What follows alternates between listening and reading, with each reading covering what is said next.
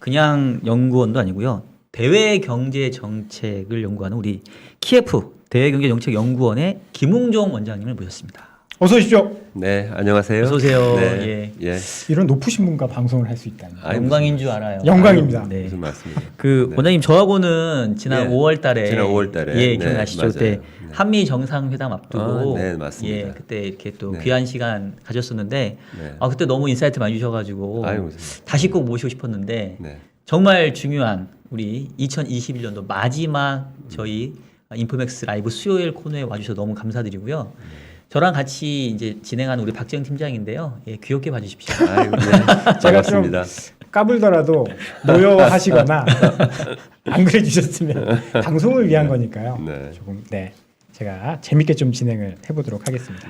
네. 네, 그래서 오늘 우리 원장님 모시고 2022년도 대외 경제의 어떤 이슈들 그리고 이제 그에 따른 또 국내외 경제 전망에 대해서 한번 차근차근히 한번 짚어볼 텐데요. 그 일단은 이제 뭐 올해 전반적으로 경제 상황들을 좀 어떻게 보셨는지 간단하게 좀 이렇게 평가를 해주시고 네. 그러면서 자연스럽게 제가 내년도 좀 질문을 좀 드리는 게 좋을 것 같습니다. 올해는 이제 완연한 회복 국면이었죠. 그리고 흔히 하는 얘기가 생각보다 수요가 빨리 회복되는 바람에 공급 측에서 여러 가지 문제가 생겼지만 그런 문제 속에서도 강력한 회복세를 보았다라고 하는 것인데, 근데 그거는 이제 제가 지난번에도 한번 말씀을 드렸다시피 수요가 회복하는 것은 눈 깜짝할 사이고 금방 회복될 수가 있는 것이고 네. 공급은 시간이 걸리기 때문에 이제 그런 문제가 생기는 것이고요. 그래서 올해는 회복 국면이고 내년에 대해서는 한마디로 말씀드려서 내년도 회복세다, 회복 국면이다, 회복 국면인데 그것이 나라마다 더 차별화되고 그리고 불확실성이 더 커졌다. 뭐 이렇게 한마디로는 그렇게 말할 수가 있겠죠. 제가 사실 정말 모르는 질문인데 모르고 이제 한다고 생각하고 들어주시면 감사하겠는데 코로나라는 굉장히 위급한 상황이 벌어졌는데 수요가 어떻게 이렇게 급격하게 늘어날 수 있었는지 저는 그게 굉장히 의문이거든요. 기업들 이익도 엄청나게 많이 늘어났어요. 네. 이게 사실 그냥 일반적인 사고랑은 조금 차이가 나는 정도의 그 증가폭이 있었다라고 보이거든요. 수요는 어떤 이유에서 그러니까 이런 그렇게 거죠. 이렇게 생각하시면 되죠. 그러니까 제가 올해 연초부터도 계속 그렇게 얘기를 했는데 비유를 하자면 네. 경제학자의 눈으로 봤을 때 코로나 상황은 코로나 경기 침체는 어떤 것이냐면 정말 이상하게도 세상 모든 사람들이 어느 날 하루 1시에 다 합의를 한 거예요. 야, 우리 내일부터 우리 서로 만나지 말고 네. 해외여행도 가지 말자. 네. 우리 집에만 있자. 네. 가게도 가지 말고 커피도 마시러 가지 말자. 네. 그냥 우리 집에만 있고 정 보고 싶으면 전화로만 하자. 네. 라고 전 세계 사람들이 합의를 했어요. 네. 그리고 그렇게 실행을 한 겁니다. 네. 그게 이제 경제학적으로 봤을 때 코로나 상황이에요. 그러면 이 코로나 경제 위기는 그 전에 있었던 2008년 금융위기라든가 그 전에 있었던 대공황하고는 굉장히 다른 것이죠. 공급 측면에서 문제가 생기거나 수요 측면에서 굉장한 신뢰의 위기가 와가지고 어떤 금융기관이 망가지거나 뭐 이런 게 아니란 말입니다. 네. 그러니까 경제 쪽에서 문제가 생긴 게 아니잖아요. 네. 그러다 보니까 상황이 나아지면은 어느 날 갑자기 또 전 세계 사람들이 또는 우리나라 사람들이 합의를 하는 겁니다. 내일부터는 좀 나가자. 나가서 서로 만나자. 네. 한 10명까지는 가능해. 라고 갑자기 어느 날부터 합의를 한 거예요. 그러니까 그 또 막 나갑니다. 그러면은 수요라 하는 것은 결국 이제 계속 이제 그 수요를 할 수 있는 여력은 있는데 갑자기 정지됐다가 다시 수요가 살아나는 것은 바로 즉각적으로 살아날 수가 있는 것이죠. 그래서 그 강력한 반등, 그러니까 과거의 경제 위기에서는 상상할 수 없을 정도로 빠른 반등이 있을 수밖에 없다라고 그렇게 이제 계속 주장을 해왔고요. 실제로 그것이 일어난 것이죠. 그러니까 억눌렸던 수요가 이제 폭발했다 그렇게 생각을 하면 될까요? 억눌렸던 수요가 유보된 수요가 폭발했을 뿐만 아니라 네. 그냥 보더라도 꼭 유보하지 않더라도 네. 그냥 내일부터 그냥 갑자기 그냥 써보자. 예, 사보자. 다시 정상으로 올라간 겁니다. 그 코로나 이전 상황의 수요로 일단 올라갔고 그 다음에 억눌렸던 내부 소비재에 대한 폭발적인 수요가 더 올라갔으니까 수요가 더 올라갔겠죠. 오버슈팅을 하겠죠. 아무래도. 네. 지금 이제 공급은 그게 안 되고 공급은 그게 안 되잖아요. 공급은 왜냐면 공장이 공급은 안 있어야 돼요. 되고. 공장이 있는데 공장 다 집에 가라 그랬거든요. 네. 집에 가라 그러고 노동자들이 집에 가서 그럼 나 소득이 없는데 그러니까 정부가 돈을 집어줬죠. 집에 있으라 그러면서. 그러니까 다시 와 그러니까 생각이 달라진 거예요. 아 내가 지금 정부로부터 돈을 받고 있는데 내가 한 몇 달 뒤에 갈게라든가. 나 그동안 직업 바꿨는데 뭐 이렇게 된 거예요. 그러니까 공급은 빨리 회복이 안 됩니다. 예, 그런 상황에서 문제가 생기는 것이죠. 그러니까 이제 지금 말씀 주신 게 과거의 뭐 경제 위기는 흔히 말하는 뭔가 이제 공급 과잉에 대한 부분들이 좀 작용을 했다고 한다면 이번 같은 경우는 이제 그런 것보다는 약간 이벤트적인 내용으로 좀 이해가 되는데요. 근데 지금 이제 저희가 앞서서도 내년이 걱정된다라고 얘기를 했던 이유가 이게 이전으로 코로나 이전으로 이제 완전히 돌아가기는 좀 어려워 보이는 상황이잖아요.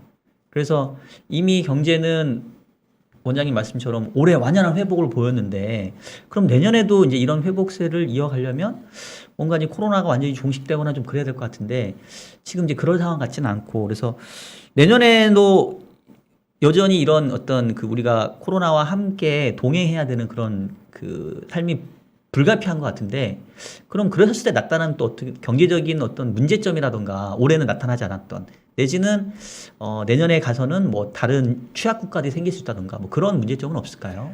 일단 두 가지를 봐야 되는데요. 첫 번째는 코로나가 경제에 미치는 영향이 계속 감소하고 있어요. 1년 전에 2020년 4월 달에 코로나가 퍼져가지고 이만큼의 확진자와 이만큼의 사망자가 나왔을 때 경제가 받은 타격하고 1년 뒤인 올해 봄에 동일한 확진자가 나왔을 때 받은 타격하고 내년에 나왔을 때 그 정도 나왔을 때의 타격이 현저히 다릅니다. 그 다른 정도가 뭐 약간 뭐 한 30% 40% 다르다 이게 아니에요. 몇 배 다릅니다. 그 얘기 뭐냐면 확진자나 사망자가 더 많이 나오더라도 경제는 더 많이 타격을 덜 받게 돼 있습니다. 그러니까 예를 들어서 작년 봄 같은 경우는 우리가 국제회의를 해야 되는데 코로나 때문에 다 취소가 됐어요. 근데 올해는 어떻게 했습니까? 온라인으로 다 했지 않습니까? 그리고 온라인에 대한 투자를 했기 때문에 모든 데마다 다 이렇게 온라인 시설 회의실이 있어서 다 회의를 했습니다. 100% 만족하지는 않더라도 했거든요. 이와 같이 그렇게 빠르게 적응이 됐거든요. 그래서 첫 번째는 뭐냐? 내년에 불안하다고 하셨지만 내년에 코로나가 계속되더라도 경제가 받는 타격은 굉장히 적을 것이다. 이게 첫 번째. 그다음 두 번째, 나라마다 너무너무 차이가 납니다. 지금. 그러니까 국별로 굉장히 큰 차이가 납니다. 지금 그래서 우리가 뭐 그런 여기서도 그런 거 많이 하실 거 아니에요. 뭐 FOMC가 어떻게 결정했다는 미국 연준이 FRB가 어떻게 했다는 그래서 그 열심히 듣고 미국이 이렇게 한다더라. 그러니까 우리도 어떻게 해야 된다라든가 이런 식의 그 생각을 조금 바꾸셔야 돼요. 미국과 유럽, 한국, 호주, 일본과의 상황이 너무 다릅니다.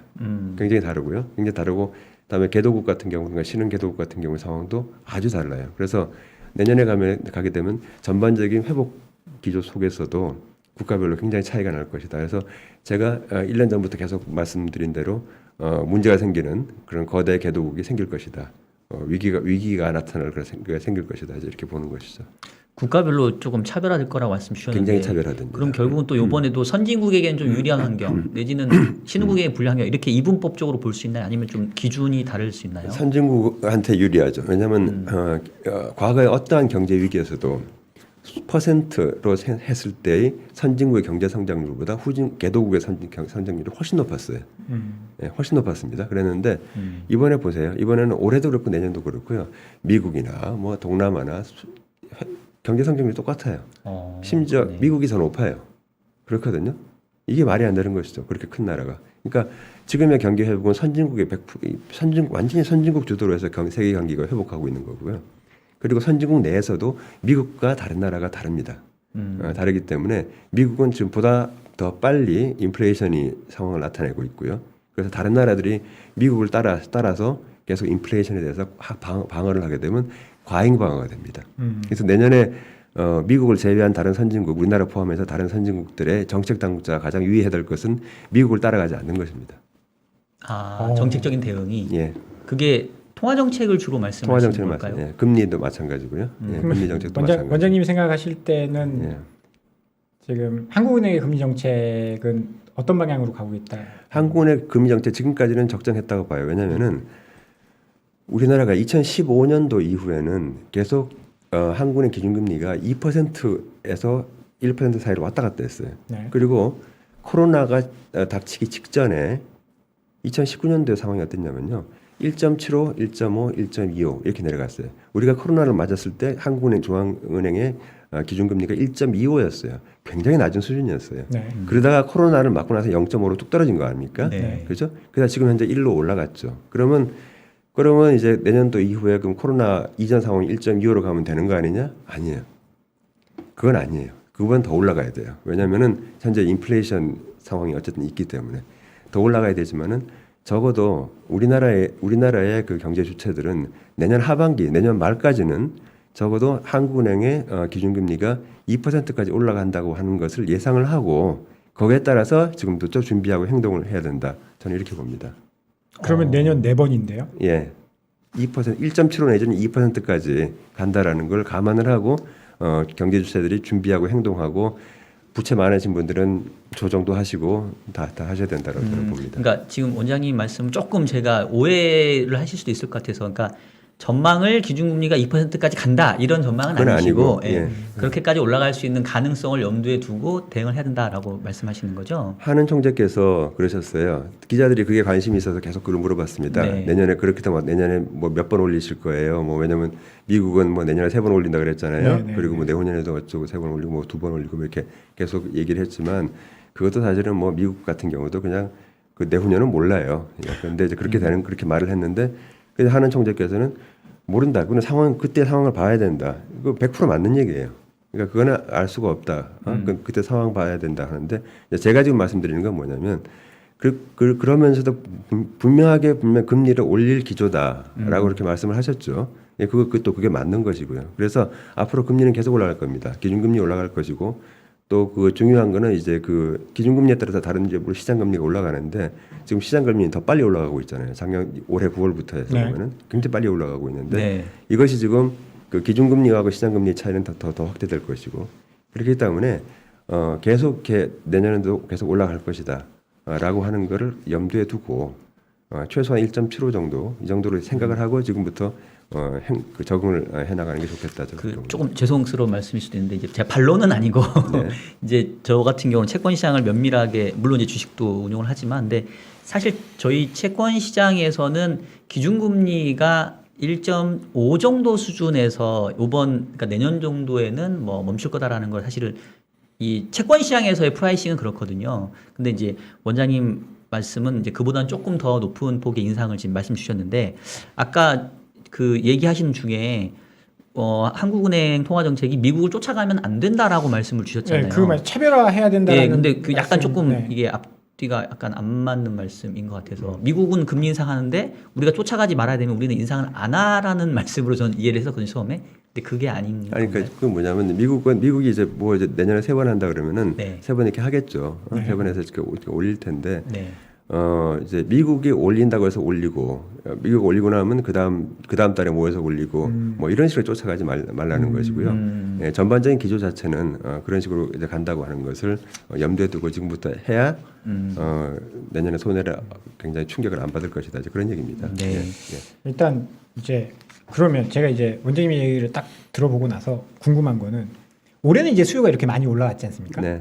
근데 저는 또 이상한 게 사람이 집에서 내구재를 사고 뭐 TV를 사고 가전을 바꾸고 그러면 당분간은 바꾸지 않잖아요. 네. 그런데 수요가 계속 또 좋은 상황이 유지가 되고 있고 그러면 내년의 수요는 또 어떨 것이며 지금 원장님이 말씀하셨을 때 내년에 이제 금리를 또 몇 번 올린다라고 하면 네. 금리가 주는 충격도 사실 좀 있을 것 같다는 생각이 들거든요. 내년 경제는 또 어떻게 보십니까? 일단 부동산에 영향을 많이 주죠. 금리는 예, 기준금리가 현재 우리나라 상황에서 이제 자산에 대해서 이제 부동산에 대해서 금리가 올라가면은 이제 부동산에는 확실한 영향을 주는 것 같아요. 그래서 영향을 주는 거고 내구재는 좀 다른 게 내구재 같은 경우는 뭐냐면은 이 코로나 상황에서 공급망이 헝클어지면서요. 네. 내구재에 대해서는 생산 자체가 굉장히 안 됐어요. 근데 내구재는 계속 이제 주기적으로 이렇게 바꿔주고 하는 그런 게 있었는데 그런 소비가 안 되고 있어가지고 내구재 부분에서 가장 지금 그 병목 현상이 좀 굉장히 좀 그 심각한 그런 상황이거든요. 네. 근데 그것이 내년도 같은 경우 보면 예를 들어 자동차 같은 경우는 그게 빨리 풀릴 것 같지는 않고 네. 그 이외의 것은 조금씩 풀려나가도 시간이 걸릴 겁니다. 그래서 이 내구재 부분에서 가격 상승이 상당히 계속 진행이 될 것이다. 어쨌든 간에 빨리 해소는 안 될 것이다. 이제 그렇게 보고 있는 것이죠. 수요는 계속 그러면 올해도 좋고 내년에도 좋고 내년에 좋죠. 그렇게 예, 보고 예. 계시는 건가요? 예, 예. 예, 아유 오늘 원장님하고 이제 인터뷰하니까 너무 좋은 게 네. 저희가 질문을 그냥 원장님 말씀에서 이렇게 뚝뚝 떨어지는 것 같아요. 이제 말씀하신 거에 저희가 궁금한 게 계속 생기는데 네. 지금 이제 말씀 듣다 보니까 요 질문 드리고 싶은 게 이제 내년에도 계속 수요가 이제 좋아질 것 같다고 이제 말씀을 주셨는데 근데 사실 내년을 걱정하는 이유 중에 하나는 저는 그런 것 같아요. 이제 올해는 완연한 회복세라고 말씀을 주셨는데 사실 그 완연한 회복을 견인했던 게 이 각국의 정책적인 지원, 경기 부양책이 저는 큰 역할을 했다고 보거든요. 그 역할을 했죠. 통화 정책도 그렇고 재정 정책도 그렇고 근데 지금 이미 재정 정책도 국가 부채가 다들 많이 늘어나 있고 통화 정책도 더 이상 이제 금리를 인하하지 못하고 원장님 말씀처럼 미국이나 우리나라나 지금 이제 금리를 계속 올려가는 상황이라고 한다면 통화 정책은 누가 봐도 경기 부양책이 후퇴하는 상황인데 여기다 대고 재정 정책을 더 쓸 수는 없을 것 같거든요. 그렇다고 한다면 어쨌든 간에 올해보다는 내년에 어떤 전체적인 성장세에 대해서는 좀 저희가 약간은 조금 낮게 봐야 될 그런 위험 요인도 좀 있지 않을까요? 그러니까 지금 성장세 자체는 낮죠. 지금 모든 우리도 이제 그렇게 전망했는데 올해 이제 전 세계 경제가 5.9% 정도 성장할 것 같고요. 그리고 이제 저희 연구기관은 이제 내년에 한 4.6% 정도로 성장할 거로 봤으니까 한 1.3% 포인트 정도 더 떨어질 것으로 보고 있고요. 예를 들어 중국 같은 경우에 이제 올해 8.1% 성장했는데 이게 5.5로 떨어진다라든가. 그다음에 유로 지역 같은 경우에 이제 올해는 5%인데 내년에 한 4%대로 떨어진다라든가. 별로 많이는 안 떨어집니다. 이제 미국 같은 경우에 보게 되면 이제 뭐 그 미국도 이제 내년에 한 3.8%, 3%대, 올해는 5%대 아닙니까? 이렇게 전반적으로 모든 나라 다 떨어지고 우리나라도 4%에서 한 3%로 얘기하고 있는 것이죠. 우리나라가 내년도에 3% 성장한다는 얘기는 우리가 아직도 회복세에 있다는 얘기죠. 그러니까 정상 궤도, 코로나가 없었다면 올라갈 수 있는 정상 궤도에는 미치지 못하는데 내년에 3%까지 만약에 성장을 달성하게 되면요. 우리가 2019년도 대비로 해서 쭉 올라갔을 때 2% 살짝 안 되는 정도로 계속 성장하는 게 셈이 됩니다. 그러면 우리나라의 그 잠재 성장률이 지금 요새 한 2% 초반이에요. 네. 초반대입니다. 그러면은 거의 잠재 성장률의 거의 95%까지는 내년 말이면은 회복된다는 얘기예요. 그러면은 제가 앞서 말씀드린 대로 이번 이 코로나 경제 침체는 특이한 상황이기 때문에 그 성장 라인을 다시 복귀할 거라고 봤을 때 내후년에 가서는 거의 이제 그 잠재 성장률 수준보다 약간 높은 정도로 성장하면 그게 정상 성장 경로로 가는 것이기 때문에 내년에 거의 한 95% 정도 다 캐치업을 다 한다. 이제 이렇게 보면 되는 것이죠. 네. 그러니까 성장의 속도는 올해보다 느려질 수 있지만 성장의 수준은 코로나 위기 이전 수준을 내년에는 거의 회복하는 정도 된다. 그렇죠. 이제 올해가 이렇게 올라가서 내년에 이렇게 올라가는 것이죠. 예, 그러나 정상 속도보다는 높은 것이죠. 기울겨 있는 것이죠. 예. 일단 뭐 걱정하는 것들이 몇 가지 있긴 한데 네. 인플레이션이라든지 네. 중국이라든지 주식시장에서는 사실 중국도 좀 걱정을 많이 하거든요. 방금 이제 원장님도 이야기를 하셨는데 중국이 3분기 때 5%를 하회했어요. 사성군가 뭐 이렇게 나왔죠. 예, 예. 이런 식으로 가면 아까 이제 원장님 중국은 내년도 성장률이 5%대. 네. 네. 그렇게 5.5 정도 나올 수 있을까요? 예. 그러니까 그래서 중국이 이번에 뭐 지준율도 뭐 하고 이렇게 네. 인하하고 그러지 않았습니까? 네. 중국은 상황이 좀 달라요, 다른 나라하고 지금 현재. 그래서 뭐 헝다 사태도 있고 여러 가지 있고 신용 경색도 있고 특히 중소기업 쪽으로 이제 돈이 좀 안 가는 문제도 있고 이러기 때문에 네. 지금 중국은 좀 돈을 더 풀어야 되는 좀 그런 상황이거든요. 돈을 더 풀어야 되는 상황이고 그 풀어야 되는 상황을 통해서 내년에 한 5%대 성장을 달성을 하겠다는 거거든요. 중국은 현재요. 우리가 옛날에는 6%를 갖다가 보통의 이제 정상적인 성장 속도를 봤는데 이제는 그렇게는 어려울 것 같고요. 앞으로 향후 5년 정도는 5%대 정도 성장하면은 정상적인 성장 경로다라고 볼 수가 있는데 그래서 내년에 한 5%대 성장을 하게 되면은 그냥 정상 경로로 그냥 회복하는 것이다 이렇게 볼 수가 있고요.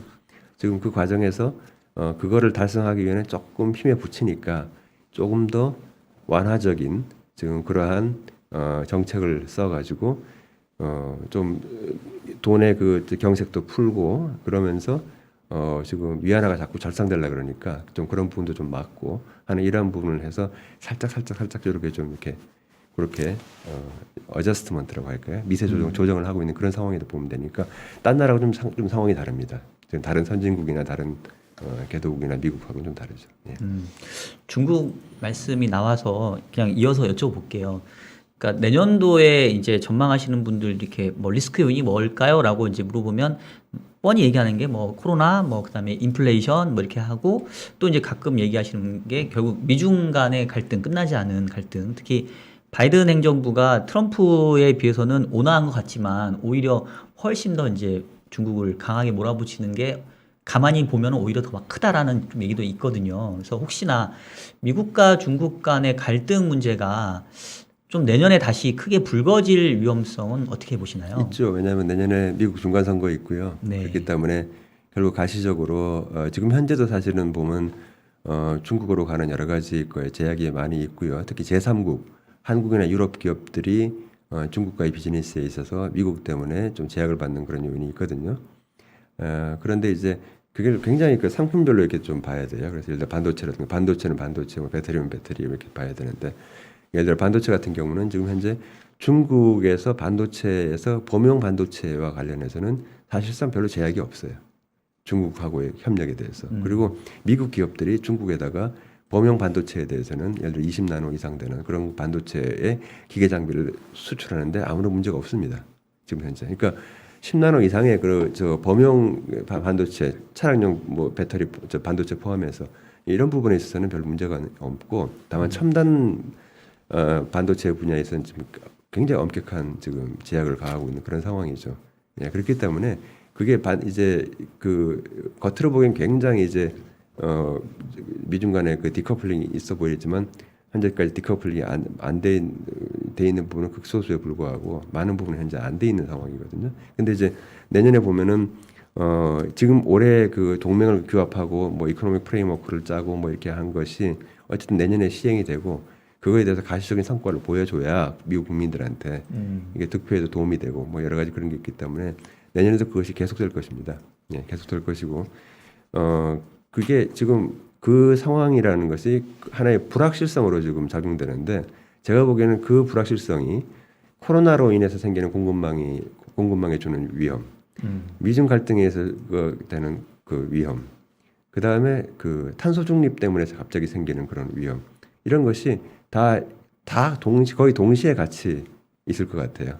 그래서 이 세 가지가 돌아가면서 또는 다음에 날씨 때문에 생기는 거 이런 것 때문에 그것이 돌아가면서 이제 다 그 충격을 주고 영향을 주고 그래서 계속 공급망 부분에서 국제적인 그런 문제는 생길 것이다 이렇게 보고 있습니다.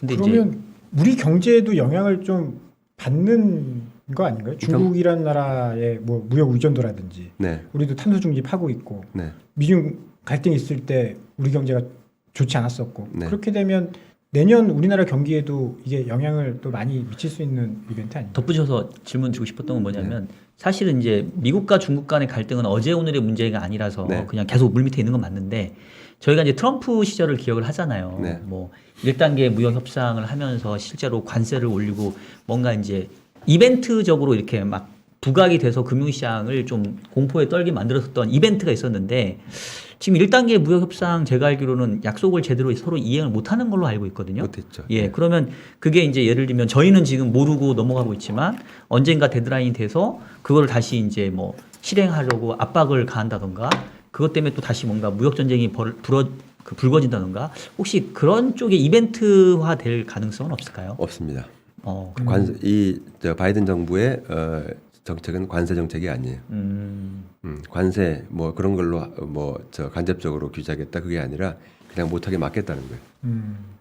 그냥 막는 거예요. 기술 못 나가게 막고 그다음에 간주 기술이라고 해서 간주 기술이 뭐냐면은 미국 내에 있는 중국인 학자나 중국인 연구자들한테 그 기술이 넘어가는 거예요. 미국 내에 있는 그런 것도 이제 간주 그거라고 합니다. 그래서 이 모든 것이 전부 다 영향을 미치고 있기 때문에 이것은 관세 가지고 이렇게 하겠다는 게 아니에요. 관세가 하지 않고 기술 전쟁이고 표준 전쟁이고 좀 그렇거든요. 이제 표준에 관해서도 사람들이 잘 지금 현재 좀 별로 생각을 안 하고 있는데 그 기술 표준 관련해 가지고 미국과 유럽은 지난 몇십 년 동안 싸웠어요. 몇십 년 동안 자기네 기준으로 써라. 그래서 우리나라 같은 우리 같이 제3국한테 미국은 미국 아메리칸 스탠다드를 써라. 유럽은 유로피안 스탠다드를 써라. 계속 그렇게 압박을 했었거든요. 근데 중국이 나서고 나서 지금 중국과 그러니까 미국과 유럽 사이에서 그 지금부터 무역기술위원회를 발족을 시켰잖아요. 예, 그것이 가장 중요한 게 뭐냐면 표준화의 표준.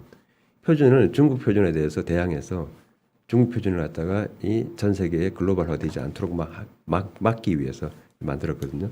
그것도 이제 내년부터 계속 가시화될 겁니다. 이런 식으로 해서 관세라고 하는 어떤 그 수량적인 제한, 수량적인 어떤 그 비용을 좀 증가하는 거, 이거는 더 이상 사실 별로 그렇게 관심이 없어요. 이 부분은 예, 다른 부분으로 이제 제재가 들어갈 것입니다. 자꾸 이제 중국 얘기가 길어지는데 하나만 더 질문을 드려볼게요. 예, 중요하죠. 왜냐하면 대외 변수 중에서 제일 우리가 또 짚어봐야 되니까. 지금 이제 중국 같은 경우에는 지준율 내리고 금리 내리고 하고 있지 않습니까? 네. 우리나라는 올리고 있고 미국도 올리겠다라고 하는데 네. 이제 극단적으로 봐서 제가 가끔 이제 극단적으로 질문을 좀 드리는 경향이 있는데 터키 같은 나라는 이제 금리를 내리면서 리라 급등 뭐 이제 난리가 났지 않습니까? 네. 중국이 이제 미국과 다른 이제 통화 정책을 쓰면서 생길 수 있는 부작용이라든지 이런 문제 같은 건 없을까요? 문제가 있죠. 문제가 있는데 일단 막고 있으니까 그 나라는 뭐 금융시장도 막고 있고 자본시장 막고 있고 네. 막고 있으니까 이제 안에서 중국은 내년에 또 시진핑 그 세 번째 그거 네. 굉장히 중요한 그런 해기 때문에 내년이요. 네. 그렇기 때문에 어쨌든 간에 어떠한 형태든 간에 국내 경제가 문제가 생기는 것은 총력으로 좀 막고 있는 그런 상황입니다. 예, 그런 상황이고, 근데 다행히 이제 그걸 가능케 해주는 것은 뭐냐면 이제 어쨌든 자본시장도 좀 현재 막혀 있고 다 이렇게 막고 있기 때문에 결국은 어쨌든 간에 그런 부분에서 터키 같이 그렇게 당하지는 않을 것이다. 이제 이렇게 보고 있는 거죠. 그렇게 계속 내부적으로 이제 골마 들어가겠죠. 근데 그게 막는다고 막을 수 있는 문제인가요? 이게 뭐 지금까지 잘 막아왔죠. 그러니까 그렇게 따지면 누구든지 다 그렇게 하려고 할 텐데 자기 마음대로. 예. 근데 뭐 이제 예전에 과거에 그 영국의 누구죠? 조지 소로스가 뭐 환공역해서 뭐 그런 문제들이 이제 다 터지고 그때는 그랬죠. 거기는 완전히 자본시장을 완전히 자유했을 때 얘기죠. 근데 개방을 안 한 국가는 그렇게 할 수 있다. 할 수 있죠. 예. 예. 그때는 조지 소로스가 뭐 영국 그하고 뭐 이렇게 하고 전부 다 그때는 자본시장이 완전 개방됐었어요. 그때는 네. 유럽 통합하면서요. 네. 유로화를 도입하기 전에 1단계를 했는데 1단계를 시작했는데 1단계의 가장 핵심적인 게 자본 자유예요. 유럽 내에서의 완전 자본 자유. 그게 딱 되고 나서 그 위기가 터진 겁니다. 예. 그러면서 조지 소로스가 마음대로 스털링 파운드를 살 수가 있게 됐어요. 무제한으로. 그러는 바람에 그렇게 됐거든요. 지금 그게 안 되지 않습니다. 그러면 자유화가 되지 않은 중국은 충분히 가능한 일이다. 열심히 공부해가지고 네. 저렇게 하면 절대로 안 되는구나 해서 그렇게 딱 막은 거죠. 예, 예. 내부적으로는 뭔가 좀 골마갈 수 있겠지만 그게 예. 뭐 예, 터지거나 예. 리스크가 발생하지는 않을 것이다. 예, 예. 그렇게 이제 서방 언론들이 계속 그 위기 얘기를 하죠. 계속 올해 하반기에 중국이 터질 거야. 내년엔 터질 거야. 네. 이제 계속 그런 얘기를 하죠. 예, 예. 그런데도 예. 터지지 않는 예, 이유는 그렇게 벌써 10년째 안 터지고 있죠. 예, 예. 그러면 크게 걱정할 문제는 아닐 예. 수 있겠네요. 예, 예. 근데 이제 중국 경제가 좀 약간 좀 냉각되면서 그거에 따라서 뭐 우리나라가 조금씩 영향을 받을 수 있을 것 같아요. 뭐 사실 중국은 뭐 수차례 위기에 대한 얘기가 있었지만 워낙 중국이 가지고 있는 특유한 그 독재 체제도 있고 외환보유고도 많고 하니까 사실 중국은 저는 별로 걱정은 안 되는데 아까 이제 터키 얘기가 나와서 그런데 항상 이렇게 미국이 완화 정책에서 긴축 정책으로 가게 되면 이제 약한 고리부터 터져 나가는 거고 그게 또 신흥국이잖아요. 그리고 아까 원장님도 분명히 차별화된 모습을 보일 거다라고 말씀 주셨고, 근데 이제 결국은 미국의 긴축의 강도가 중요할 것 같아요. 이게 적절한 뭐 긴축이라고 한다면은 약한 고리까지 안 터질 수도 있는데 생각보다 세게 긴축을 하면 이게 버티지 못할 국가들이 많이 생길 수 있을 것 같은데. 지금 현재 연준의 점도표로는 이제 내년에 한 3번 정도 인상을 예고를 했잖아요. 근데 혹시나 이제 이게 빨라질 리스크는 없는지 그게 궁금한 건데 지금 이제 인플레이션이 지금까지는 좀 뭐 통제 가능한 걸로 많이 좀 인식을 하고 있는데요. 혹시 내년에 가서 우리가 이제 연준 입장에서 인플레를 잡기 위해서 불가피하게 긴축이 더 가속화되거나 빨라질 그럴 위험은 혹시 없을까요? 지금 이미 가속화했죠, 그죠? 이미 엄청나게 가속화해서 내년 3월까지 뭐 잘 아시다시피 이제 양적 완화 그만하고 나서 그 다음부터는 이제 금리 인상 수순으로 간다고 이제 이렇게 얘기할 정도로 이제 상당히 빨라졌고요. 원장님이 보시기에는 내년에 어느 시기 정도의 금리를 미국이 예. 올릴 것 같다고 보고 계십니까? 양적 완화를 뭐 딱 종료한 시점에서 그 다음에 뭐 한두 달 있다가 금리를 올리지는 않을 것 같아요. 그러나 어쨌든 간에 상반기 중에 뭐 한 번 정도는 올리지 않을까 싶고요. 지금 현재 생산자 물가가 굉장히 높기 때문에 소비자 물가보다 생산자 물가가 굉장히 높다고 하는 것은 뭘 의미하냐면 공급 측면에서 계속 문제가 생긴다는 얘기거든요. 그거는 수요 측면보다 그러니까 공급 측 인플레이션이에요 지금. 그래서 공급 쪽에서 덜컹덜컹 하니까 이제 그게 생산자 물가로 나타나고 있는데 그것이 결국 내년에도 계속 영향을 미칠 것이기 때문에 어쨌든 간에 그래서 이제 양적 완화 중단하고 그다음에 이제 그렇게 나가는 금리로 올라가는 거죠. 그래서 뭐 상반기에 최소한 뭐 한 번 정도는 그렇게 모여서 올려야 되지 않을까 이제 그런 생각이 들고요. 그렇게 되면은 이제 양적 완화를 종료하는 것보다 금리를 올리는 것이 세계 경제에 더 큰 영향을 줘요. 미국 내에서 네. 과거에 그래왔습니다. 엠피리컬을 실증적으로 봤을 때 그렇기 때문에 양적 완화를 종료한다고 하는 것보다는 금리를 첫 번째 올리는 시점에서 약한 고리가 터지지 않을까 이제 그런 예상은 뭐 해보는데 그거 뭐 믿거나 말거나 합니다. 예. 약한 고리라고 한다면 이제 다른 앞서 나라, 말씀드린 다른 것처럼 나라. 신흥국 쪽 예. 이야기를 지금 그래서 그거를 예상해서 러시아하고 브라질은 지금 중앙은행 기준금리를 여러 번 올렸어요. 지금 네. 한 4번, 5번씩 다 올렸습니다. 이미 그 코로나 이후에 낮췄던 것을 갖다 지금 다 올려놨죠. 많이 올려놨죠. 공급망 부족이 이제 계속된다라고 지금 계속될 거라고 지금 보고 계시는 거잖아요. 쉽게 해결되지 않을 거다. 그 이제 뭐 내년 한 상반기까지는 계속 될 겁니다. 예.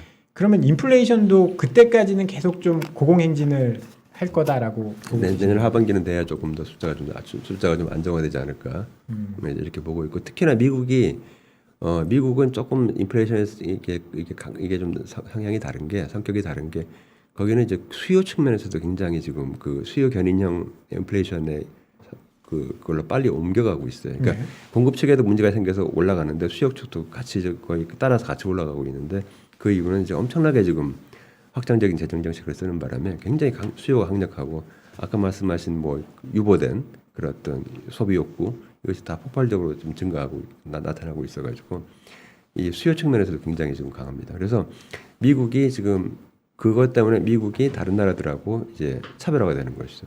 거기다가 미국이 이제 노동시장을 보게 되면요, 미국 노동시장은 지금 보면은 처음에 작년에 코로나로 타격받았을 때 미국은 노동시장의 특징이 그거잖아요. 일단 다 해고하잖아요. 다 네. 해고를 해요. 네. 다 해고를 했다가 그다음 다시 이제 이걸 갖다 끌어들이고 있는데 많은 경제 활동 인구가 또 비경제 활동 인구로 바뀌어 버렸어요. 그래서 지금 현재 그 공급상의 문제가 있어가지고요, 노동 공급상의 문제가 있어서 지금 올해 들어와가지고 미국은 다른 선진국 노동 시장에 비해서 가장 노동의 수요와 공급의 미스매치가 큽니다. 지금 서로 이게 안 되고 있어요. 서로 연결이 잘 안 되고 있어요. 이게 현재 가장 큰 현재 상황입니다. 지금 그런 상황이기 때문에 바로 이러한 부분이 계속 공급 측면에서 계속 애로 요인을 작용할 것이다. 거기다가 수요 축도 하기 때문에 미국은 인플레이션 문제에 대해서 내년에 FRB가 굉장히 중요하게 이거를 다뤄야 된다. 그리고 또 다룰 것이다. 뭐 당연히 다룰 거라고 봅니다. 저는. 예, 그 사람. 고용 이야기가 나와서 지금 미국이 임금이 오르고 있긴 하지만 인플레이션이 훨씬 더 빠르거든요. 네. 그러면 실질 임금은 낮아지는 거잖아요. 그렇죠. 그렇게 되면 뭐 사실 수요가 좀 줄어들 법도 한데 거기에 대해서는 어떻게 생각하고? 미국은 원래 그 나라는 돈이 있으면 다 쓰는 나라잖아요. 저축률이 굉장히 낮은 저축률이 심지어는 마이너스일 때도 있어요. 네, 그렇게 이제 마통 써서 예, 그렇죠. 이게 다 쓰는 나라인데 지금 현재 저축률이 상당하기 때문에 앞으로는 계속 쓸 겁니다. 그 과거의 그 소비 형태는 그대로 바뀌지 않기 때문에 계속 쓸 거예요. 이게 돈 받은 거, 또 저축해 놓은 거, 뭐 조금 있는 걸 계속 쓸 겁니다. 미국 그 일반 국민들은. 그래서 앞으로 그 수요 측면에서 계속 그 강한 소비 욕구, 소비 그 추세는 계속될 거다 이렇게 봅니다. 그러면 저축률을 좀 봐야 되겠네요. 미국의 예. 저축률이 계속 예. 떨어지는지 예. 저축률이 뭐 많이 떨어져서 예. 인플레가 계속 근데 발생한다고 지금 현재 하면 저축률은 굉장히 높은 수준이에요. 그래서 맞아요. 사상 유례 없이 높기 때문에 이거 다 소진될 때까지 계속 지금 수요 측면에서 수요 견인형 인플레 압력이 있습니다. 그래서 미국 그 FRB 같은 경우는 그 당국자들은 그런 걸 잘 알고 있기 때문에 지금 그래서 이렇게 계속 지금 내년에 계속 올릴 것이다 계속 좀 얘기를 하고 있는 거죠. 예. 그러니까 사실 뭐 미국은 현재 저축률이 높은 상태로 올라갔기 때문에 다시 소비 여력이 생긴 것 같아서 금리 인상을 해도 제가 봤을 때는 미국 경제 자체는 큰 문제가 안 될 것 같고 그래서 연준도 마이웨이를 갈 것 같은데 이제 저희가 미국을 걱정해서 미국 통화 정책을 얘기하는 게 아니잖아요 지금. 그러니까 결국은 그네들은 먹고 살만 하니까 저렇게 뭐 빨리 테이퍼링도 하고 금리도 3번씩이나 올릴지 안 올릴지 모르겠지만 어쨌든 이제 계획을 하고 있는데 저는 지금 자꾸 이제 약간 우려되는 게 정말로 예고대로 3번의 인상을 한다고 치면 과연 이제 다른 신흥국들이 견딜 수 있을까? 특히 우리나라도 물론 이제 항상 이런 때가 되면 한국이 신흥국이냐 선진국이냐 했었을 때 제가 봤을 때는 약간 뭐 왔다 갔다 좀 하는 것 같긴 한데 저희 쪽에게 봤었을 때는 긍정적인 효과보다는 그래도 부정적인 효과들이 좀 더 크지 않을까 싶은데. 아니 요거부터 정해 주십시오. 우리는 선진국입니까 신흥국입니까? 선진국이죠. 뿌듯하네요. 네. 근데 이제 제가 아까 1.75나 2.0 될 걸 예상을 하고 지금 경제 행위자들이 준비를 해야 된다고 제가 말씀드렸잖아요. 네. 제가 이제 그 바로 이제 우려하는 사항은 그겁니다. 우리나라 중앙은행에서 미국이 저렇게 강력하게 반인플레이션 정책을 했을 때 제가 생각하고 있는 것은 뭐냐면 그렇게 그걸 보고 막 그렇게 급박하게 올리지는 말라는 거예요. 제 말씀은. 그러니까 지금 우리가 1.75, 2.0까지 생각하고 있지만 네. 중앙은행 그 관계자라면은 아까 뭐 1.5라 말씀하셨잖아요. 이렇게 굉장히 점진적으로 그렇게 올려도 된다라고 하는 거고요.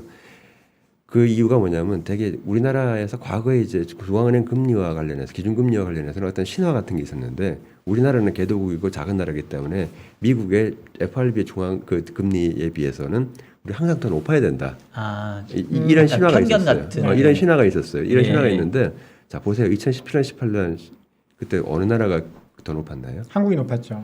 네? 아니에요. 아니 미국이 높았지. 미국이 높았나요? 높았어요. 아, 예. 네, 미국이 한동안 높았- 미국이 네네네네, 높았어요. 예, 맞습니다. 미국이 높았고요. 이게 코로나 상황에서 미국이 그냥 엄청나게 뚝뚝 떨어진 거거든요. 더 높았는데 아무 문제가 없었어요. 이게 경제학에서 배울 땐 그렇잖아요. 금리가 높은 쪽으로 자금이 간다. 이 금리가 낮아지면 거기서 빼서 높은 쪽으로 돈을 옮긴다. 예. 이제 그러면 이제 그 논리는 이제 맞지 않다라고. 아니, 그러니까 그거는 이제 뭐냐면 그게 뭐냐면 이제 선진국 같은 경우는 네. 일단은 리스크가 적죠. 네. 그러니까 미국에 있던 달러가 한국으로 옮기려면은 상당한 수준으로 높지 않으면 안 옮기는 것이죠. 네. 그렇기 때문에 자연스럽게 시장의 균형은 미국은 낮고 우리나라는 높고 네. 금리가 이제 이렇게 돼야 되거든요. 이게 이렇게 나와야 서로 가고 오른 게 비슷해져서 균형이 맞춰지는 건데 네. 그럼 과거에 2017년, 16년, 18년 경우 보면 이랬었거든요. 네. 이랬으면 과거였으면 우리나라 외환위기 나야 돼요. 맞습니다. 돈 다 빼가야 되는 때거든요. 근데 네. 안 그랬거든요. 왜 그랬을까요? 예? 그래서 문제가 없었던 거예요. 실질 금리라든가 아니면 이 나라에 한국이란 나라에 대해서 신뢰가 있었기 때문에 이제 안 그랬던 것이죠. 자, 그러면 그렇기 때문에 지금 현재 미국이 저렇게 내년에 3번 정도 올린다고 해가지고 그에 맞춰서 3번, 4번을 갖다가 막 올리는 이러한 방식의 금리 인상 정책은 지양하는 것이 좋겠다. 그래서 그렇게 해서 좀 소프트 랜딩할 수 있도록 하면 좋겠다. 라고 하는 게 저는 이제 저의 바람이 어드바이스입니다. 예. 그러니까 원장님이 생각하실 때는 네. 이제 내년에 인플레이션이 있어서 4번 올리기는 해야 되는데 3번 네. 내지는 4번 정도 미국이? 아니, 우리나라가 아니 우리나라 아니요. 그거 3번 4번 올릴 거라고 예상을 하고 준비를 하라는 얘기예요 지금. 그런데 그렇게 하면 안 되고 좀 이렇게 천천히 올려라 그 얘기입니다. 그러니까 제가 정리를 할게요. 그러니까 지금 미국은 뭐 3번 인상을 한다고 하지만 한국은행은 그렇게 쫓아가서 하면은 안 된다. 정책적인 제언을 하신 거고 그다음에 이제 우리 일반인들에게는 우리는 그래도 금리가 1.75, 2%까지 올라갈 거를 각오하고 준비하고 있어야 된다. 예. 그런 말씀 해주신 것 같아요. 근데 사실 그러면 원장님이 생각하시는 적정하게 내년에 올려야 되는 금리 인상 횟수는 천천히 올린다라고 하면 사실 제가 이게 아까 잘못 이해해서 천천히 올려야 된다라고 하시는데 4번 올려? 그러면 이게 분기에 한 번이면 굉장히 빠른 거라고 저는 생각이 들었거든요. 원장님이 생각하시는 내년에 금리 인상 횟수는 어느 정도가 좀 적절하다라고 보고 계십니까? 이제 역시나 뭐 하는 총재님 말씀 정말 맞아요. 그건 그때 상황 봐서 알지 왜 그러니까 지금 상황으로 봤을 때 어떻게 몇 번이냐라고 말하겠지만 네. 이제 그럼에도 불구하고 자꾸 그렇게 질문하시니까 네. 그러면 뭐 상황이 지금 현재 큰 돌발 변수가 없다면 한 2번 정도 올리는 게 적당하지 않을까 그래서 저는 그렇게 생각하고 있습니다. 네. 네. 오늘 박 팀장님 질문이 너무 날카롭게 나가는 것 같은데. 그렇죠? 좀 날카로웠죠 원장님? 잠깐만 기다려봐요. 이제 저도 질문 좀 드리게. 오늘 원장님하고 이렇게 약간 뭐랄까 이렇게 주고받고 하는 것처럼 저희는 너무 좋은데 원장님 괜찮으시죠? 네, 그렇습니다. 그 저도 이제 오랫동안 저도 매크로를 보고 뭐 또 채권 시장에 오래 몸담았기 때문에 통화 정책에 대해서 상당히 이제 고민이 많았는데 그거 하나 여쭤보고 싶어요. 그러니까 지금 미국 중앙은행이 현재 점도표를 보면 기준금리를 뭐 내년엔 3번 올리고 내후년엔 또 3번 올리고 뭐 이렇게 하는데 그 롱거론이라고 해가지고 그 최종적으로 중립적인 기준금리를 2.5 정도로 지금 점을 찍어놨거든요. 근데 제가 그동안 연준의 그 통화정책 점도표를 그동안 저도 거의 한 20년 동안 시장을 봐왔는데 그 롱거런 수준까지 금리가 올라간 적이 한 번도 없었어요. 그러니까 약속을 지켰냐고요. 못 지켰죠. 그러니까 예, 진짜 이게 그 얘기예요. 그러니까 왜냐하면 올리다 보면은 무슨 일이 터져가지고 경제가 그렇게 못하더라고요. 근데 이제 그 생각이 들었는 게 요즘에 근데 그 동안에 봤었을 때는 지난 20년 동안에는 흔히 말하는 디스인플레이션 내지는 디플레이션의 시대였기 때문에 최초에 생각했던 수준보다 기준금리가 결과적으로는 장기 목표금리에 못 갔었던 것 같은데 지금 요즘의 인플레이션은 조금 구조적이고 오래 갈 거다라는 얘기들 좀 많이 하시잖아요. 그러면 어쩌면 요번 사이클에서는 정말로 미국의 기준금리가 정말로 뭐 내년 당장 아니겠지만 롱거런이라고 찍어놨던 2.5 수준까지 도달할 가능성도 상당히 높지 않나라는 조금 약간 걱정인데 그렇게 보면은 그러니까 미국의 요번 사이클에서의 금리 고점 부분 우리나라도 요번 사이클에서 금리 고점 부분 혹시 지금 당장이 아니라 내년도 아니고 한 내후년 한 2, 3년 정도 그 기간을 놓고 봤었을 때 요번 사이클에서 금리 고점을 어느 정도 수준으로 예측을 하실 수 있을까요? 너무 어렵나요? 쓰셨어 지금 이거 한 1년 뒤에 봐가지고 아우 저 사람 저렇게 틀린 말 했네. 그래요? 아니 그러니까 그럴 것 같은데. 저희가 이거 네. 내일 지우겠습니다. 주님한테 얘기해서 내일 지울게요. 왜냐면 여기서만 딱 듣는 걸로 생방만. 준비를 해야 된다고 하니까 네. 저희가 요번 사이클에서 금리가 얼마나 오를까 요 부분에 대한 좀 이렇게 전망도 되게 중요할 것 같아요. 저는 2% 우리나라는 2%대 초반이라고 보고 있는데요. 네네. 예, 그 정도에서 일단은 한번 쉬어가야 되지 않을까 그런 생각을 하고 있습니다. 네. 그럼 혹시 미국 그러니까 미국은 신경 쓰지만 미국은 2.5 뭐 하라 그러면 하고요. 그거 말고 우리나라의 상황을 봤을 때 한 2%대 초반, 2.25나 뭐 이 정도 해가지고 일단 좀 거기서 한번 좀 숨을 좀 쉬어봐야 되지 않을까. 예, 그렇게 생각하고 있습니다. 그러니까 이번 사이클에서는 그 정도 수준까지 갈 수 있던 거로 우리가 좀 각오해야 된다. 일단은 네. 뭐 미국이 2.5까지 갈지 안 갈지 모르겠지만, 네. 그거는 뭐 예. 말씀하고 상당히 어려운 질문이 답을 해주셔서 감사드리고요. 원장님 화나신 거 아니죠? 네, 아닙니다. 아니 당신 질문이 더 그랬어. 죄송합니다. 너무 이제 그 무례한 질문을 아닙니다. 한것 같아요. 근데 왜냐면 사실은 이제 정말로 걱정되는 게 저도 오늘 깜짝 놀란 게 제 신용대출 금리가 5% 중반을 갔더라고요. 저도 조금 올랐어요. 네, 그리고 0.5% 정도 올랐더라고요. 주택담보대출 금리가 2% 후반으로 갔더라고요. 네. 그러니까 거의 한 8, 90bp 정도 저도 상승을 그렇죠. 했거든요. 그렇게 올랐죠. 예, 맞아요. 그래서 와 이거 뭐 5%대의 현재 대출 금리가 이게 감당이 되는 경기 환경일까? 저도 그게 궁금합니다. 예, 근데 여기서 기준금리가 1% 물론 이제 선반영해서 지금 더 빨리 왔긴 했지만 어쨌든 추세가 금리가 더 올라가는 상황이라고 한다면 대출 금리가 지금보다 더 높아질 수도 있을 텐데 그럼 과연 이게 한국 경제에 충격을 안 줄까? 좀 이런 걱정이 되긴 하거든요. 혹시 충격이 있을 수가 있죠. 맨날 가계대출 뭐 위험하다 이런 얘기 굉장히 많이 하거든요. 네. 내년에 뭐 1% 더 올라버리면 네.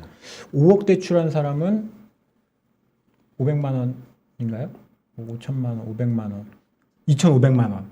뭐 월로 따지면 한 400만 원씩 이렇게 이자로 나가는 거군요. 물론 이제 그렇게 많이 안 하신 안 할 분들이 수도 있겠죠. 근데 많겠지만 요즘은 네. 또 왜냐하면 또 연끌해서 네. 집을 산 젊은 세대들도 많고 하니까 영끌에서 집을 어디 사느냐가 중요한데요. 네. 전반적으로 이제 제가 보는 건 내년도 부동산은 뭐 제가 했다고 뭐 제가 말했다고 해서 뭐 별로 맞는지 안 맞는지 모르겠습니다만은 안정화될 것인데 부동산 각 부동산은 안정화될 것인데 역시 굉장히 차별화될 것이다. 그래서 이제 한계적인 지역에 있었던 아파트 값은 굉장히 많이 떨어질 것이고 흔히 하는 굉장히 아주 뭐 가장 좋다고 하는 그 집은 거의 영향을 안 받을 것 같고요. 그래서 이렇게 되기 때문에 영끌해서 어디에 집을 사느냐가 중요하죠. 예. 영끌해서 뭐 A란 지역에 사느냐 또는 B란 지역에 사느냐가 중요한데 영끌해가지고 굉장히 뭐 이제 뭐 흔히 말하는 인기 있는 지역에 샀으면은 그거는 뭐 그렇게 큰 문제가 없겠는데 영끌해서 좀 한계 지역에 혹시 사신 분들은 걱정이 좀 될 것 같고요. 좀 준비를 해야 될 것 같고요. 미리. 그 다음에 내년에 새 정부가 들어서잖아요. 그럼 새 정부 입장에서는 어떨까요? 새 정부는. 부동산 가격이 그러니까 새 정부는 어쨌든 간에 지난 정부에서 나왔던 여러 가지 정책으로 인해서 생긴 여러 가지 것을 갖다 일단은 좀 사실은 제일 좋은 거는 전 정부가 그걸 다 털어줬으면 좋았겠지만 안 털어지고 그냥 그대로 물려줬으면 일단은 그거는 가장 책임이 없는 임기 초반에는 어쨌든 간에 좀 일정 정도 정리를 하고 이제 그렇게 가야 될 것 같아요. 그게 오히려 이제 자기들한테 그러고 나서 이제 시작하면 좋기 때문에. 원장님 죄송한데 제가 못 알아들었습니다. 예, 조금- 못 알아들으면 네. 제가 못 알아들으셨으면 제가 정확하게 표현한 겁니다. 네. 그러면 예. 그 아까 이제 인플레도 말씀을 드렸고 예. 인플레이션이 발생하면 가처분소득이 사실 이제 줄어드는 것 같은 효과가 나타날 거고 네. 그다음에 이제 뭐 금리가 올라가면서 이제 이자를 낼 게 많아지면 이것도 가처분소득이 줄어드는 거잖아요. 대출 이자가 늘어나니까 뭐 주머니에서 돈이 빠져나가는 거니까. 그러면서 수요가 좀 망가지거나 우리나라 수요가 좀 안 좋아지거나 그렇게 해서 경기가 좀 뭐 침체가 될 그럴 가능성은 없을까요? 가능성이 있죠. 있는데 이제 뭐 올해 같은 경우는 뭐 작년에 올해 같은 경우는 직접 이제 돈을 우리 이제 그렇죠. 쥐어줬죠. 네네. 쥐어줬고. 앞으로는 그런 게 많이 없을 예, 그리고 가능성이 높지 우리나라는 않습니까? 이제 노동 시장을 갖다가에 대한 충격을 갖다 미국 스타일로 하지 않았고요. 이제 유럽 스타일, 유럽이나 다른 일본이나 보통 다른 나라들 같이 가능한 조합을 계속 유지할 수 있도록 했고요. 이제 그런 식으로 해서 이제 유지를 해왔기 때문에 지금까지는 큰 영향이 없었는데 내년 같은 경우에 보게 되면은 결국 이제 더 지불할 수 있는 능력이 있는 그런 기업체들은 더 지불을 하겠지만은 그게 안 되는 기업 같은 경우는 결국은 뭐 그 실질 임금이 결국은 이제 그 줄어드는 네. 그거는 뭐 불가피하지 않을까 이제 그런 생각이 들고 이제 그러면 결국 수요가 결국 이제 차별화될 것이고요. 차별화되기 때문에 올해와 같은 그렇게 아주 강력한 견조한 소비 증가는 우리가 기대하기는 좀 어렵지만 그래도 계속 증가할 것이다. 이제 그렇게는 봅니다. 예, 지금 계속해서 이제 국내 쪽 약간 질문을 옮겨져 왔었는데 또 요 질문을 또 드릴 수밖에 없을 것 같아요. 지금 사실은 이제 최근에 그 글로벌 이슈 중에 하나가 탄소 중립 관련된 부분도 저는 있다고 생각을 하거든요. 그리고 제가 알기로는 뭐 최근에 있었던 게 글래스고였나요? 거기서 이제 원래 2050년까지 넷제로인데 뭐 저희 나라는 그보다 좀 더 빠르게 이렇게 우리나라 죄송합니다. 제가 자꾸 우리나라는 이제 탄소 배출을 줄이는 시기를 더 이렇게 단축시키는 걸로 하신 걸로 알고 있는데 그게 실제 이제 산업계에서 얘기를 들어보면 불만이 많은 현실성이 것 좀 같아요. 없다. 만약에 그렇게 하려고 하면 엄청나게 생산량을 줄여야 된다. 또 그에 따른 어떤 경기에 둔화 압력도 많이 생긴다. 이제 이런 산업계에서의 어떤 반발도 많이 있는 걸로 알고 있거든요. 그린플레이션 이야기도 나오고. 예, 혹시 그거와 관련돼서 대외경제정치연구원에서 좀 이렇게 연구하신 내용이 있을까요? 저희는 이제 저희가 걱정하는 것은 일단 그거 이게 지금 NDC 2030년까지 그걸 이제 그 2018년 대비해서 올렸잖아요. 40%까지 올렸습니다. 네네. 그 전에 했던 건 2017년 대비였는데 2018년 대비로 한 거는 2018년도가 가장 피크를 찍었던 데기 때문에 우리가 더 많이 감축한처럼 보일 수가 있어요. 그래서 네. 이제 17년을 18년으로 기준연도를 바꿨고 이제 그렇게 해서 이제 40%가 됐는데 사실 지금 말씀하신 대로 그건 굉장히 달성하기가 어렵거든요. 근데 당장 이제 보면은 유럽이 지금 CBAM 탄소 조정 메커니즘을 2023년도부터 시행을 하고 2026년도부터 이제 실제로 돈을 더 지불해야 되는 그런 상황이기 때문에 바로 이제 그러한 것이 2026년에 또 시작을 하고 이렇기 때문에 철강이라든가 지금 알루미늄이라든가 그 시멘트, 뭐 비료 이렇게 있지 않습니까? 전기. 근데 전기는 우리하고 상관없고요. 그래서 이제 이러한 측면에서 계속 그 압박이 들어오고 있기 때문에 결국은 그걸 갖다 기업 입장에서는 그걸 준비를 해야 되고 그쪽으로 기술 발전을 총력을 다해서 해야 되는 그런 상황입니다. 그래서 그걸 갖다가 지금 뭐 굉장히 부담이 된다 하는 것은 뭐 당연히 부담이고요. 그런데 우리 연구원에서 또 좀 관심을 갖고 있는 건 뭐냐면은 이게 다들 국가들이 NDC를 얘기를 하는데 이게 실제로 다 이걸 2030년까지 일단 1단계 목표가 2030년이거든요. 2030인데 달성하면 어떡하지? 이제 이게 걱정이에요. 뭐냐면 달성을 하게 되면요. 탄소 중립으로 다 선진국들이 다 글로 가게 되면은 지금하고 완전히 다른 그 상류 부문에서의 엄청난 수요가 있을 겁니다. 무슨 얘기냐면은 탄소 중립하게 되면은 우리가 아는 히토류, 니켈, 코발트, 뭐 바리움, 그죠? 그다음에 리튬 이거에 대한 수요가 엄청 늘어날 거예요. 그다음에 자동차를 경량화하기 위해서 알루미늄이라든가 이런 경량 금속에 대한 수요도 지금하고 비교도 할 수 정도 늘어날 거고 전기를 훨씬 더 많이 쓰기 때문에 전기선은 구리선으로 만들기 때문에 구리에 대한 수요도 다시 또 늘어날 겁니다. 뭐 몰리브덴 이런 히토리움 다 포함해서. 근데 그것이 불행하게도 지금까지는 굉장히 석탄같이 이렇게 보편화되어 있지 않고 굉장히 편제돼 있어요. 그리고 그걸 생산하는 상류 부문에 있는 여러 요소라든가 재료를 생산하는 나라나 기업들이 많지가 않아요. 그래서 그럼 결국은 이런 판세에 따라서 탄소 중립, 급격한 탄소 중립화가 결국은 자원의 무기화를 갖고 오고 이것이 우리한테는 불행하게도 우리는 보니까 그것도 별로 없더라고요.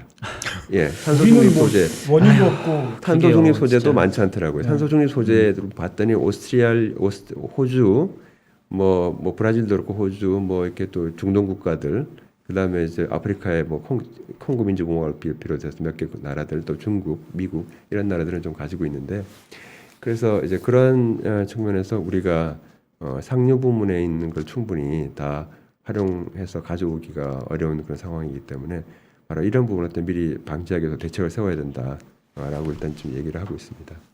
중국이 얼마 전에 히토류 그룹 출범해가지고 이걸 또 무기화하는 거 아닌가 이런 걱정도 좀 들긴 하던데. 그거에 대해서는 제가 중국 사람들한테 좀 하고 싶은 얘기가 뭐냐면 그걸 무기화할 수가 있어요. 충분히 할 만한 그 사람들도 유인이 있고, 근데 과도하게 무기화했을 때 1980년대 때 그 오페크가 어떻게 됐는가 하는 거를 봐야 돼요. 70년대 때 자원 무기화를 했는데 80년까지 엄청나게 뭐 위세를 떨쳤다가 80년대 중후반에요.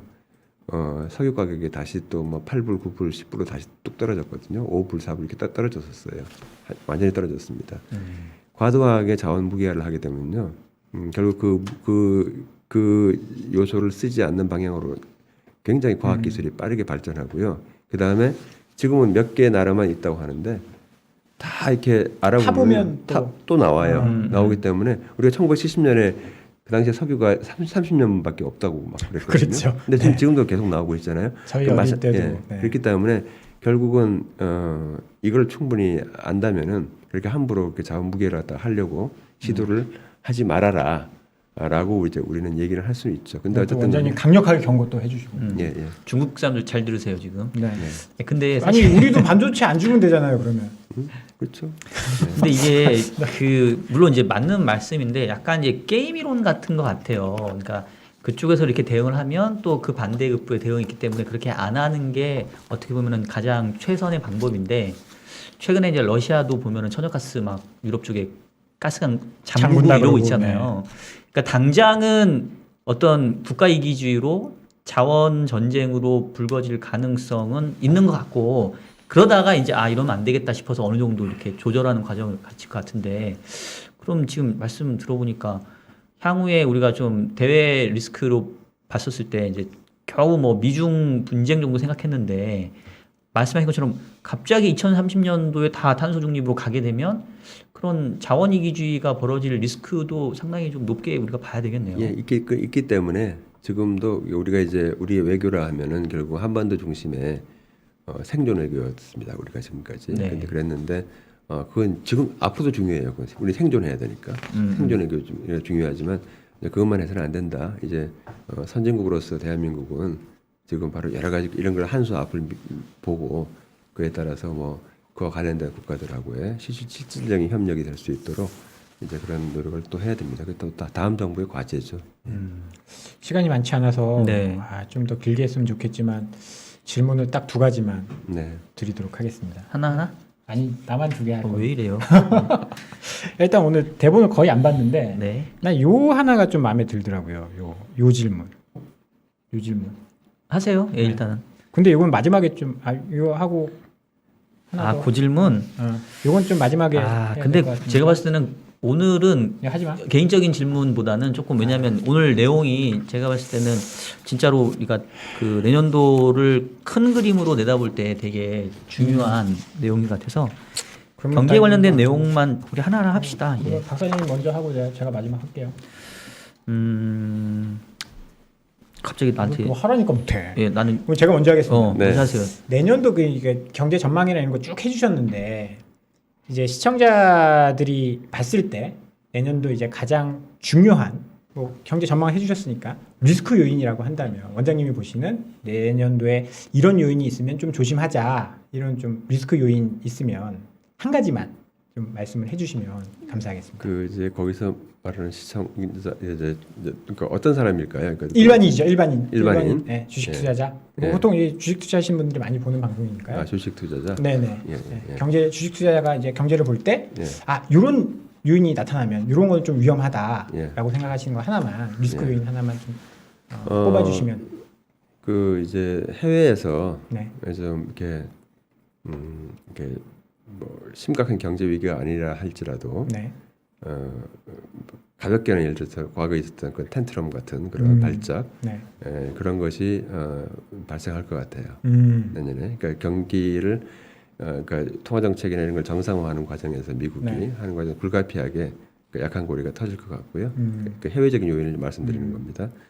이제 그렇게 되면 어쨌든 간에 단기적으로는 우리나라 주식시장이라든가 여기에 영향을 미칠 것입니다.